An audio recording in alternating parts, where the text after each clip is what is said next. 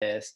Um, and I'm just going to rephrase it. It's basically the ability to manage one's own emotions and at the same time being able to help others do the same. So that's sort of a paraphrase. So first of all, you have to be able to manage your own emotions because you're not going to help anyone else manage theirs if you're out of control, right? So it's kind of like, when you're on an airplane and the pre-flight announcements are made that, put your own oxygen mask on first if the masks drop before you try to help others put theirs on. So it's about really being able to manage your emotions. And in order for us to be able to manage our emotions, I think the step before that is first of all becoming aware of our emotions, and becoming aware of the different triggers that may spark a knee-jerk response. Are there certain situations that I react to, that I become reactive in?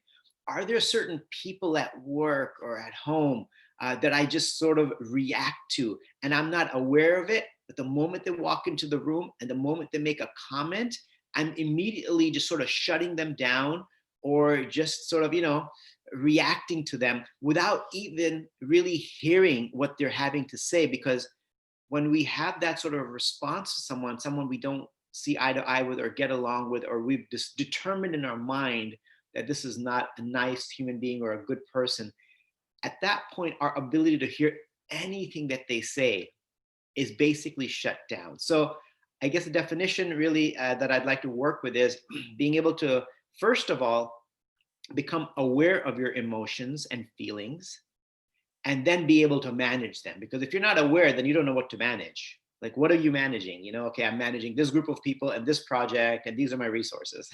So you have to know what it is before you begin to manage that. Thank you, Pandit. That makes a lot of sense. I love the analogy with the oxygen mask. Definitely puts it into perspective in a much better way. I have a question actually about what you said. This thing about being self-aware.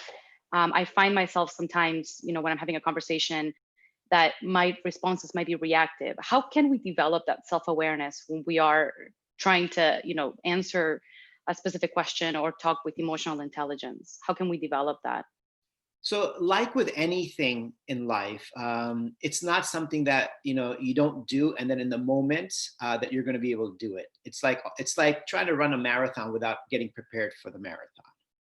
To get prepared to run a marathon, you have to be practicing for years to get up to that 26 miles. The same thing here. It requires sort of training your mind and training your brain to not be reactive. And that means doing some kind of mindfulness practice on a regular basis where you are becoming aware of your thoughts. Like, for example, if you do it in the morning, it doesn't have to be the morning, but just taking one of the exercises, taking a moment to realize, like, okay, am I angry right now? Keeping your eyes closed. Am I angry? Am I upset? Am I happy? Am I just stressed out? Am I anxious about something that might happen, a conversation that I'm going to have, and I'm kind of anxious about that. Identifying those emotions and also identifying certain people that we are reactive to. So once you've identified that, and now you know that, okay, these two people I just don't get along with, we don't see eye to eye, we don't get along at work, and I know that tomorrow morning there's going to be a group meeting, team meeting, and they're going to be in there. Now that I have already set that up, like, you've placed out the chessboard and all the pieces are there and you can see what's going on. Now you already know that that's coming. And what do? Now you can prepare to engage with them. Now, one thing is you can visualize yourself, in that meeting and not reacting. Visualize them saying something that'll make you react and then you not reacting. Just visualize that.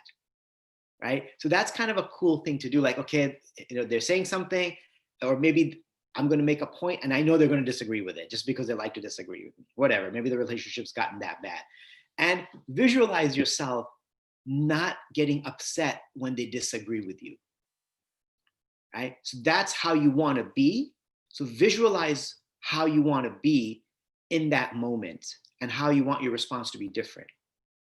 That's one thing. Another thing is, and this is maybe hard, but I always like to encourage that we try to think some positive things about those individuals before we get into that interaction. and this is hard because we don't like them and they don't like us, think about the positive contributions they've made at work thus far, and really try hard to think about them. Write them down. Yeah, okay, because of, they put in extra hours last week. It didn't help me, but it helped their team. And so obviously they're dedicated to their work. Think of some positive things that they do. Think of some of their positive qualities as well. Try to put them in a more positive space in your head, as opposed to the negative space that they're occupying right now. Let's move them from the negative to the positive. At least let's try. So now we visualize how we want to respond if they say something, and we visualize them in a positive sense. So when we go in there, we can see and be more positive towards them. Those are my two thoughts on that. I think they're wonderful. I love the idea of visualizing your reaction before you even react. Such Yeah, an such an important and powerful thing. The mind. At the end of the day, you are what you think. So it does make a lot of sense. We do have a couple questions in the Q&A chat box that I want to bring up real quick. please. First one is from an anonymous attendee. They say, "I feel sleepy for a longer period of time in the mornings. What should I do to get up early?" Okay, so it's hard to get out of bed. It's, you're very sleepy in the morning. One thing is really, it's like how you get up and when you get up and how quickly you get up and how many times you hit the snooze button. um, all depends on what time you go to sleep. So we can't look at the time we're waking up by itself. We have to look at the time we're going to sleep. If you're sleeping at midnight and you have to wake up at 6, you're already setting yourself up for failure. So if you want to wake up at 6 a.m., for example, and you know that your body needs 7 by, people, we think we have an idea of how much we need to be strong and healthy. I think we have a pretty good idea, most of us. Um, so make sure you calculate backwards. If you know you need 7 hours, if you know you need 8 hours and you have to be up at 6, you got to get to bed by 10. It's as simple as that, just working backwards. Like if you want to go for a job interview, it's going to take you 45 minutes to get there and you have to be there at 9. You got to leave by 8 or 8:15. You want to get out the house by 8 because sometimes you forget your keys or forget your this or that and you have to run back in. So get out of the house at 8 so you can be there by 8:45, and you park your car, you get to the lot, you calculate all that. So if you know you need 8 hours, maybe by 9:45 you want to, or maybe even by 9, turn off your phone so you're not just constantly working, because your brain is still fully functioning at a million miles an hour. How is that brain going to stop working when you lie down? It's not. It's going to take a while. Shut that down. Maybe start reading a book that you like. Maybe listen to some calming music. So prepare yourself so by 10:30, you can be in bed in a relaxed, do a nice sleep app with Meditation Live. I highly recommend that. Do these things to calm your motor down. Just like, a car engine, when you turn the car off, the engine is still hot. You touch the hood and it's hot still because it hasn't cooled down. So if we don't cool this engine down before going to sleep, we'll be laying in bed for an hour thinking about all the things we have to do because we haven't calmed the engine down. And then it's just going to take us a long time to fall asleep. And then when we wake up, we just can't get out of bed because the body hasn't rested sufficiently. So how we wake up and when we wake up is determined by when and how we go to sleep. We have to plan that too. That makes a lot of sense. I love that practical advice. I should follow it myself too. So it's very good. The other question we have is from Samuel. And he asks, what exercises could I use to control those set emotions? Examples could be reactive anger responses. So what exercises can be done to manage those? Well, one basic exercise is really just taking a few deep breaths. And when I talk about, and we'll do this towards the end, when I talk about taking deep breaths, I mean, really breathe in such a way that you fill your lungs completely. And, we don't really do that much. Like if we think about it, our breathing is really shallow. Like if you think about your breathing right now, just think about how you're breathing and now do one of these.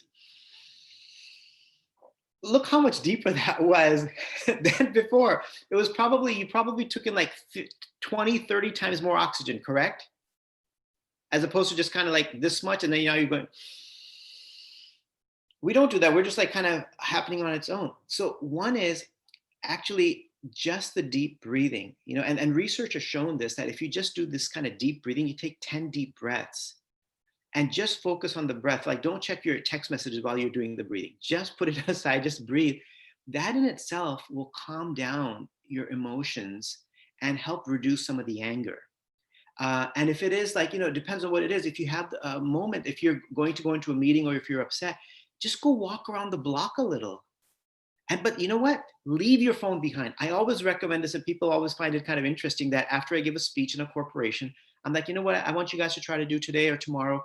Take a lunch break, go for a 15-minute walk, and leave your phone behind.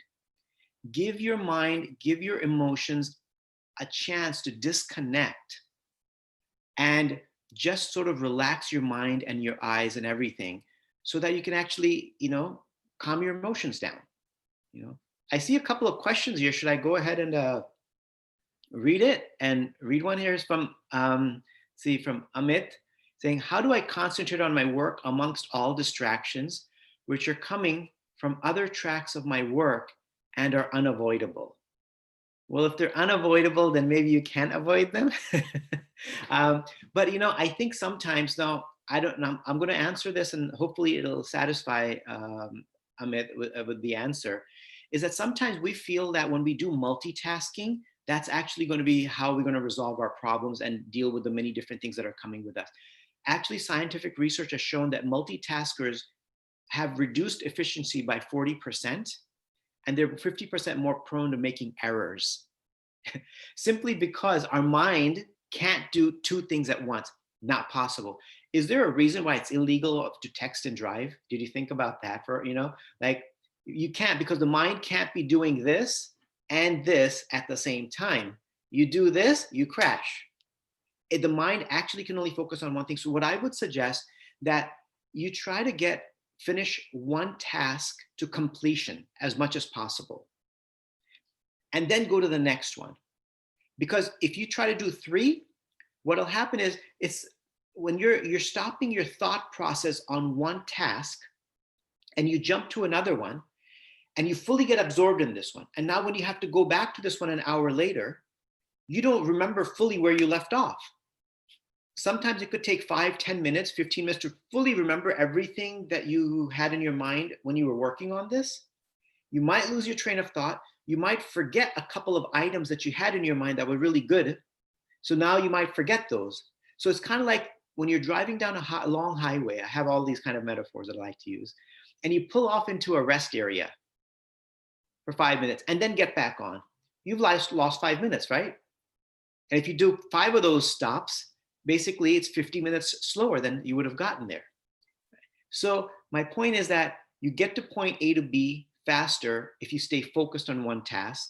And again, I don't know if this is answering and satisfying Amit's question, but I think that I try to focus on one thing, because he said it's unavoidable.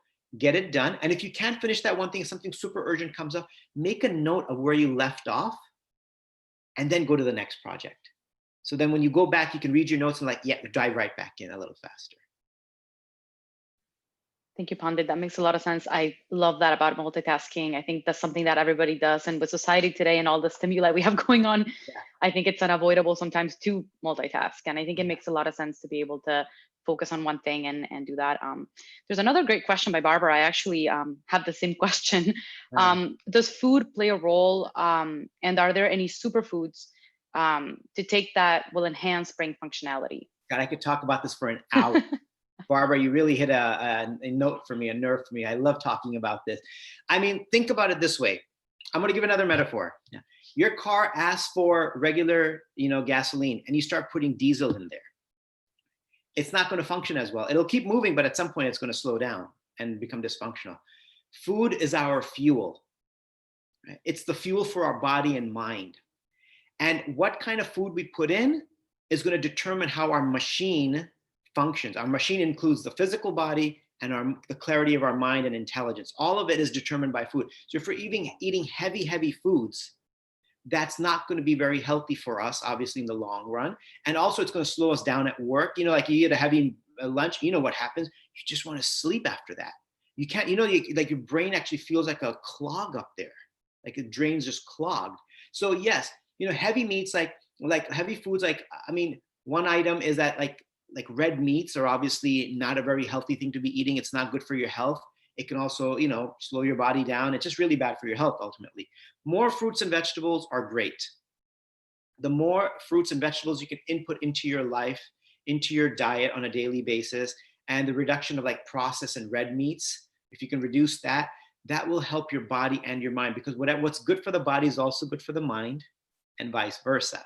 It's one unit, right? So what happens to one affects the other. So yeah, I think, and especially like, I know we fuel our bodies with caffeine, but caffeine actually has shown, there was an article from Duke Medicine that caffeine actually increases stress because it's speeding up your body. So I really like, meditation as the natural caffeine for the body. It can energize and it can relax your mind and help you increase your focus and productivity. And it's really good for your health. So again, few things, if you can reduce your coffee, reduce the process of red meats, increase your intake of fruits and vegetables, and use those things as your midday snack as opposed to like some sugary candy bar that's going to again slow you down after it gives you a little high. Great tips, Pandit. And all these tips obviously fall within the topic we're talking about today, which is emotional intelligence. And I encourage all attendees here today to ask any questions regarding this topic. I think it's a wonderful topic to learn about. One of the questions that I also have about this specifically is how can emotional intelligence help us build better relationships with people, whether it be in the workplace or in daily life?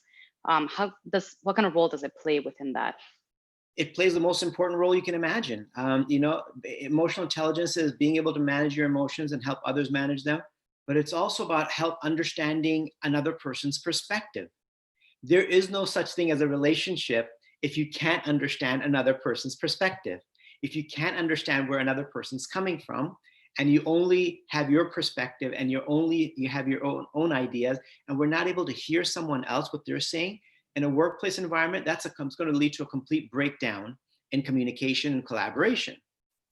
And at home or in your personal life, if we're not able to see what concerns our family members, our spouse, our friend, and we just keep our habits going and we're not trying to accommodate and adjust, we're not hearing what others are saying, we're not willing to make those changes, then naturally that relationship is going to be severely damaged. So I think emotional intelligence is like one of the key prominent factors in having a long, healthy relationship. Because again, if two people are talking at each other and not stopping to hear what the other is saying, and not just hear, we want to be able to listen, learn to listen without wanting to respond. We want to listen to understand and not listen to respond. And that's the biggest reason why relationships break down, is because we stop listening to one another, we stop understanding one another in personal and professional situations. So emotional intelligence helps us to pause. My friend, my colleague, my spouse is talking, my kid is talking, I'm going to hear what they're saying and really try to understand what they're saying and repeat back to them what they just said, so they understand that I get it. I'm not going to come up with a response. My goal is to repeat back to them what they just said, so they understand that I understood what they wanted to communicate. I love that. I love listen to understand. That's so important. And I want to share a message actually on the chat box from Mel. She says, I work with a life coach and she gave me a great tip. Before I go into work, I ask myself, what am I bringing today? And I accept the honest truth. If need be, I share that with my team. For instance, if I'm tired or cranky today, so they know. It's such an important thing, kind of plays what we were talking about communicating and letting people know this is how I feel, so they know and they're not sort of taken back. So I think that kind of fit nicely with what we were talking about. Yeah, being honest and vulnerable with your team members, your family, that's a great thing. It's not a sign of weakness. Depends on how it's done. Exactly, 100%. And then we do have a couple more questions I wanted to share with you, Pandit. The first one is, how do I give undivided attention to my present moment with all these smart devices? I imagine the iPhone and iWatch that sort of keep my attention from the present. How can they tackle that, for instance? I think it's just that I think we've reached to a point where we are officially addicted to our phones, and the only way to break that addiction is to learn to start putting it away. And maybe we could do something like I mentioned earlier, like during lunch. just take a 10-15 minute walk without your phone. So you're now practicing being without it, unless of course you've got a family member in the hospital or something that, I think you understand what I'm saying. Like, leave it and go for a walk. At your workplace, make it a rule or something that, in the meetings, don't bring your phone in. We don't want people texting when they're in their meeting. Leave, unless you need your phone for the meeting for some reason, but you could do that. So when we start, or you could say, you know what, at lunch for 15 minutes, I'm not going to look at it. I'll go for a walk. When I have dinner with my family, I'm going to put it away. So you have set times where you don't look at it. So to respect the person in front of you, then your body starts to develop a habit that, oh, maybe this is one of those times I should put it away. Oh, maybe this is one of those times I put it away. And you know what? We have our phone. It's not enough just to sort of turn it upside down on your desk while you're talking to someone, because, it still dings and you're still there. Put it inside your desk and close the drawer. That really shows the other person you respect them. Like, hey, you know what? You're important, not this. I can check this the other 23 hours that I'm not with you.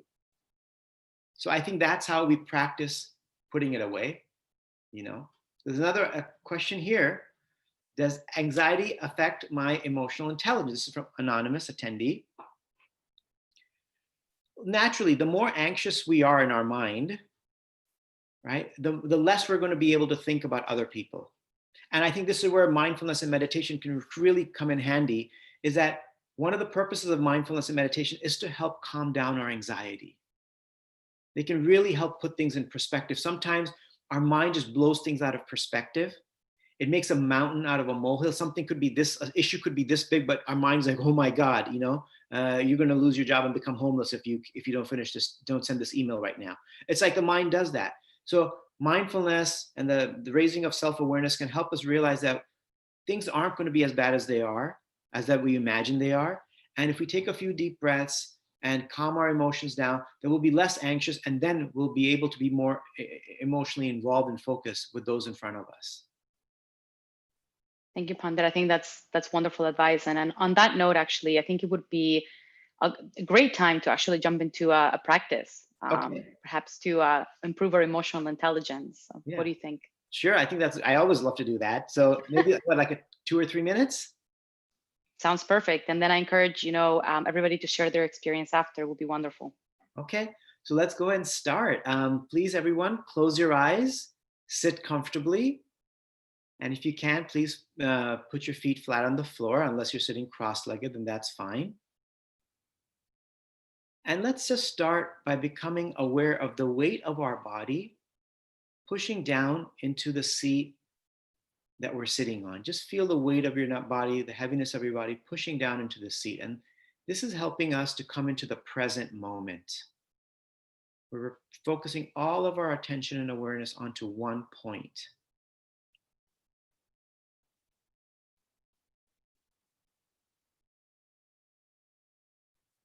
And become aware of your hands and fingers and how they're situated. Now let's go ahead and take 3 deep breaths. And again, breathe in such a way that you fill your lungs completely with each inhalation. And you exhale completely and thoroughly with each exhalation. Take another couple of deep breaths like this.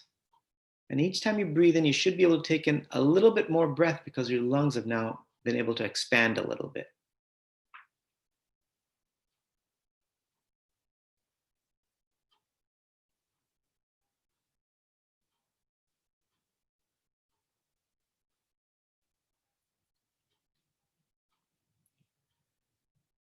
Now bring your awareness into the region of your mind and just take a moment to identify whatever emotions you're experiencing. Maybe you're anxious, maybe you're happy, maybe you're sad, maybe you're stressed about something, maybe you're upset about something. Just take a moment to identify whatever emotions that you might be going through right now.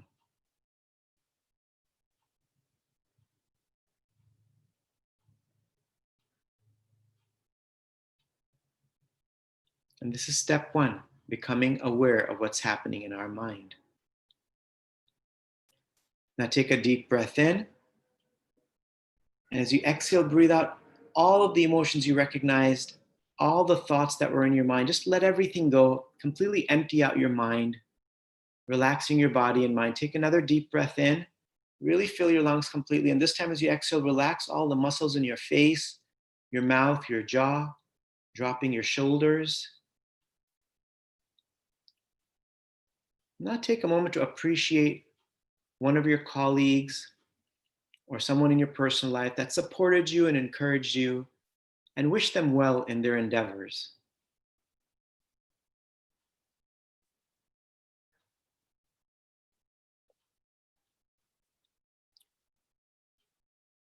Now take a moment to appreciate the contributions and good qualities of someone you don't see eye to eye with, and maybe you've even had some conflict with them.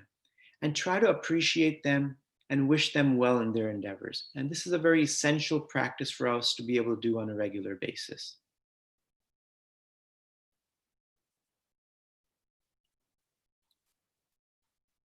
We want to be able to shift our mindset towards individuals we don't see eye to eye with. It's very, very important.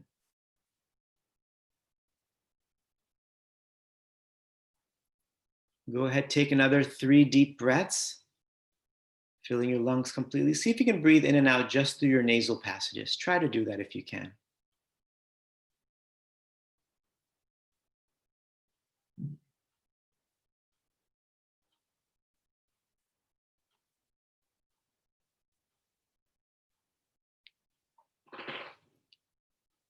You can bring your awareness to your eyes, and you can slowly and gradually begin to open your eyes.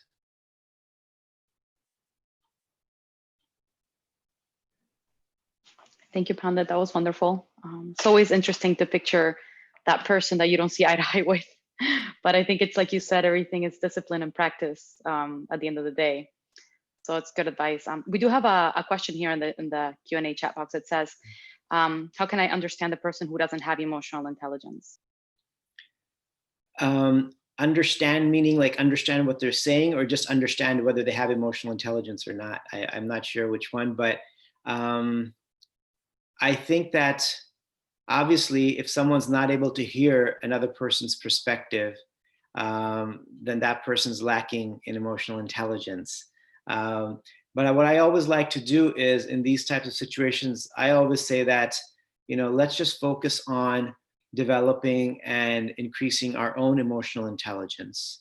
I think that the more we're just focused on improving ourselves, then maybe we can help that person as well, because when they see us being emotionally thoughtful and present and kind to them, even though they haven't been so kind, that might trigger something in them to realize that, maybe I need to change something, that this person has changed. So I would say that if I'm hoping that I'm answering the question correctly, that, if we continue to improve on our own emotional intelligence and our habits, then perhaps we can inspire others to move in that similar direction. Thank you, Pandit. I think that makes a lot of sense. It's good to improve on yourself first, and then sort of be able to tackle that situation with that understanding. We are out of time, so I want to thank you and everybody who attended and asked these wonderful questions for being here. Would be wonderful if you could close us out with some words of wisdom or practice, however you decide. Yeah, well, like I said, I think the biggest thing that I mentioned is that I think it's just important that this is a daily sort of endeavor. Just like we eat every day, we sleep every day, we drink water every day, we breathe every day.